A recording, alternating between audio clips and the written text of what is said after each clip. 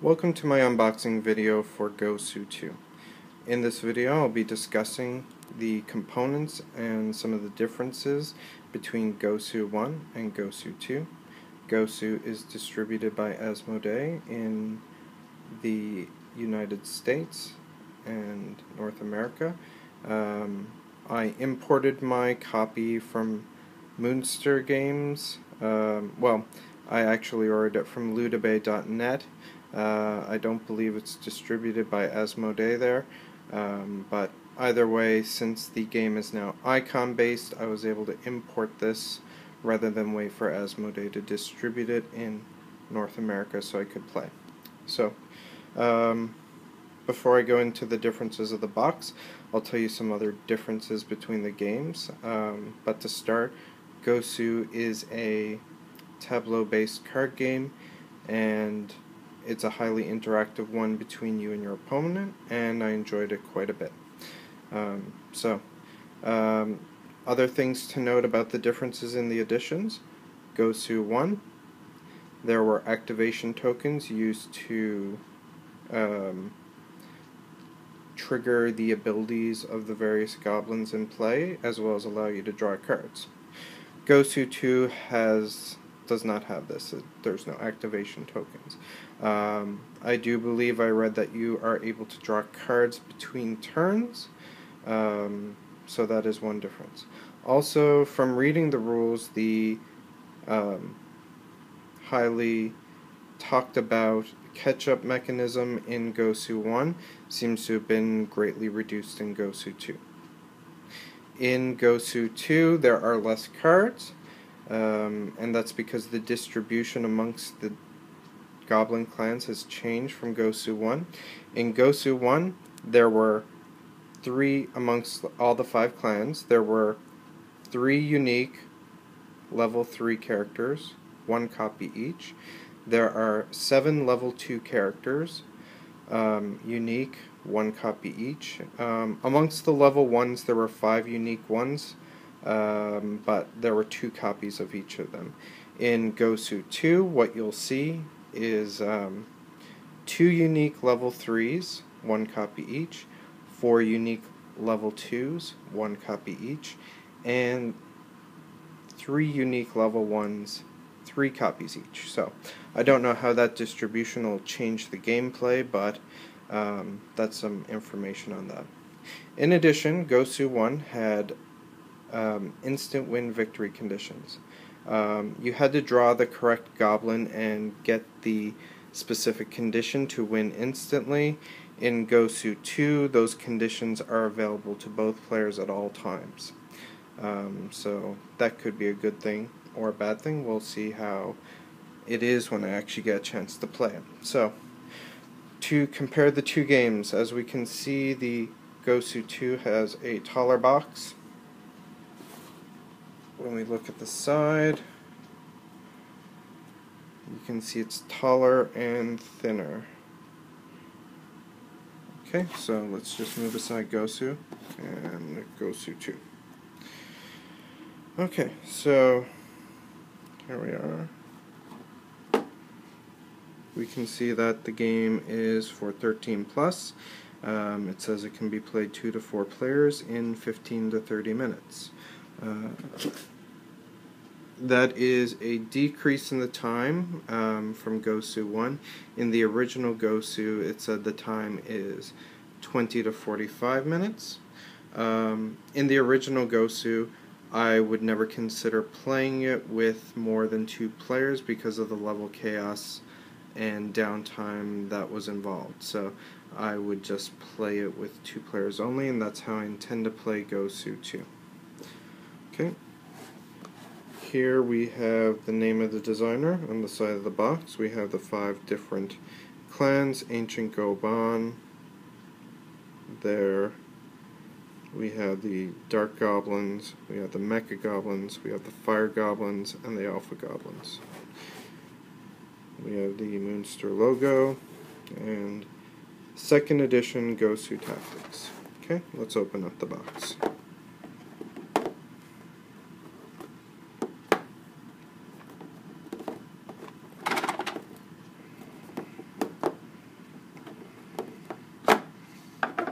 Okay, here we have the box. So, on the side of the box on the inside we have their website, their Facebook page, their Twitter, again that, there we are, and there we are. Okay, so we have the English rulebook,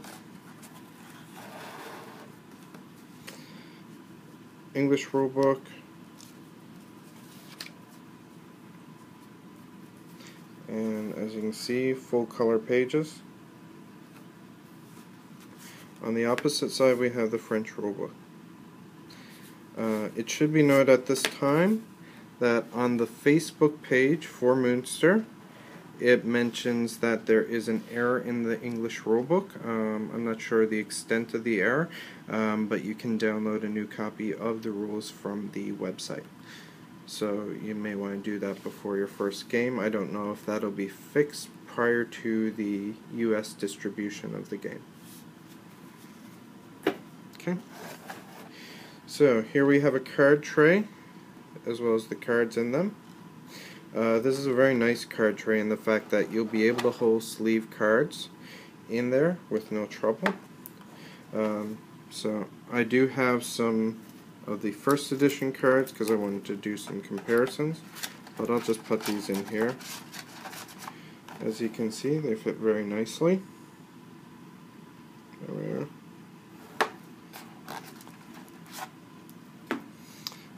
Now, there isn't a lot of space there amongst the height, so after sleeving the cards, depending on the thickness of your sleeves, you'll definitely have to put some in here too. I don't think the space will be sufficient to hold an expansion if they do an expansion for the second edition with it sleeved. I do wish more publishers would make an insert with sleeving in mind. So we have the cards right here.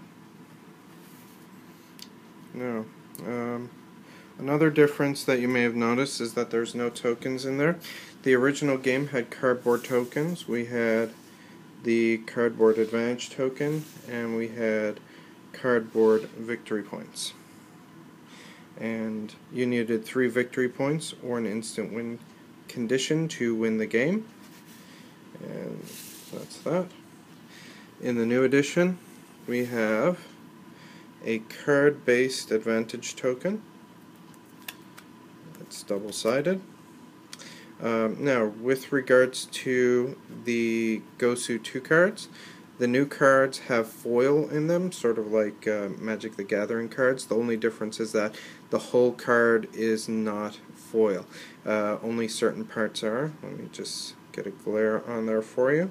It's just used to accentuate certain parts of the card. So there we are. We have a victory point card now instead of the cardboard token. As you can see, the V there in the with the foil glaring back at me. Okay, and so here is a picture of Gosu, one of the cards, and the goblins here. We have Necro. Now, with regards to these cards, they've changed the back of the cards. We have an ominous looking goblin who appears to be in jail. I'll show you back of the original edition. It just looks to be a door knocker, and I guess that's not overly thematic because in both the first and second edition, when you have a character out, certain card abilities will allow you to trap goblins, and when they are trapped you flip them over. And this seems to be more thematic of a card being trapped than this. But I think I do like the first edition card back a little better. I think it looks a little nicer.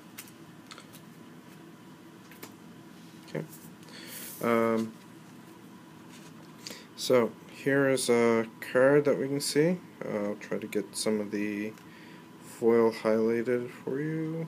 There we are. Okay. So up here we have the clan symbol. Here's the level. Down by my thumb is the attack value. And then these all have to do with the abilities. Kind of race for the Galaxy-esque where they're all on the side. And you can see a bit more of the artwork. Let's compare that to the first edition. Here we have the clan up here. We have the level. We have a text ability. And the attack amount is down here. Okay, so regarding the abilities, the way the layout of the abilities are is that these top three abilities have to do with when the goblin comes into play. The middle abilities have to do with something unique to Gosu 2, and that is linking abilities. It might be a little hard to see without getting the glare on there, but there's an arrow just there at the top, and that has to do with you can link an ability if there's a goblin placed above it. Sometimes they'll appear to the right, sometimes to the bottom, sometimes to the left, but those are linking abilities. This bottom one here, this bottom ability down here was, is about when you mutate a goblin. So you change this goblin for a different kind of goblin. So that's what those icons at the bottom and abilities have to do with. So that's that. I'll just show you some more of the card artwork before I end this video. So we have more shadow goblins. We have alpha goblins. We have some fire goblins. We have mecha goblins. Let's look at this guy.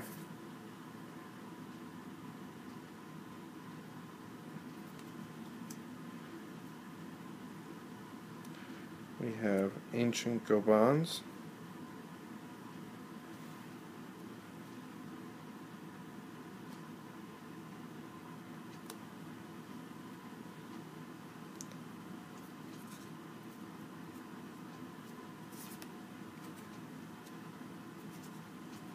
And here's a nice picture of one. Some dice, but no, there are no dice in this game other than pictures on the cards, but as you can see, the foil effect is pretty cool on this one. Well, I hope you've enjoyed my unboxing video today, and have a great day. Bye-bye.